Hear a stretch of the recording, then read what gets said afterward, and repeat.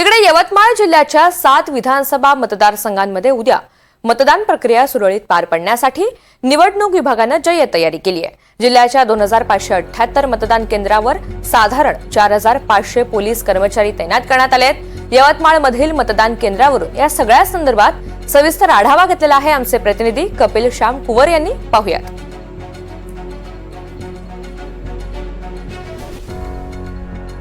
जिल्ह्याच्या 7 विधानसभा मतदारसंघामध्ये उद्या मतदान होणार आहे आणि त्यासाठी आता मतदान प्रक्रिया राबवण्याच्या दृष्टीने इथं अधिकारी कर्मचारी हा पोलिंग पार्ट्या हे थोड्या वेळातच रवाना होत आहे। सध्या मी यवतमाळच्या पॉलिटेक्निक कॉलेजमध्ये आहे। या ठिकाणी आपण पाहू शकता की अधिकारी कर्मचारी कुठल्या गावाला त्यांची नेमणूक झाली आहे त्या दृष्टीने इथून ते माहिती घेऊन पुढे जातील।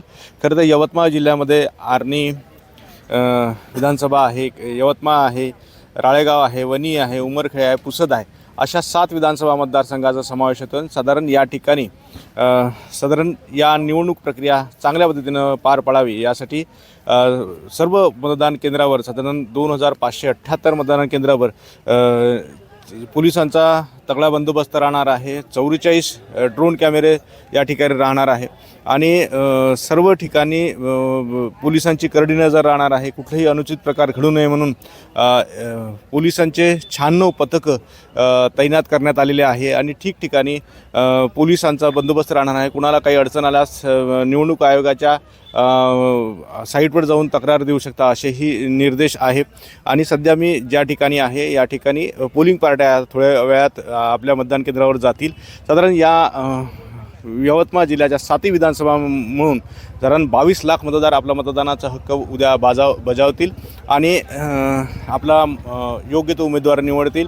यामध्ये 11,01,000 महिला आहे आणि 11,50,000 पुरुष मतदार आहे आणि अशा परिस्थितीमध्ये यवतमाळ जिल्ह्यामध्ये 7ही विधानसभामध्ये कोण जिंकून येतं याकडे सर्वांचं लक्ष राहणार आहे। 23 तारखेला मतमोजणी होईल, त्यावेळेस या सर्व गोष्टींचं चित्र स्पष्ट होईल। मात्र आज जे आहे मतदान प्रक्रिया सुरळीत पार पाडण्याच्या दृष्टीने पोलिंग पार्ट्या आता थोड्या वेळातच रवाना होतील। मोठ्या प्रमाणात पोलिसांचा बंदोबस्त ठिकठिकाणी आहे।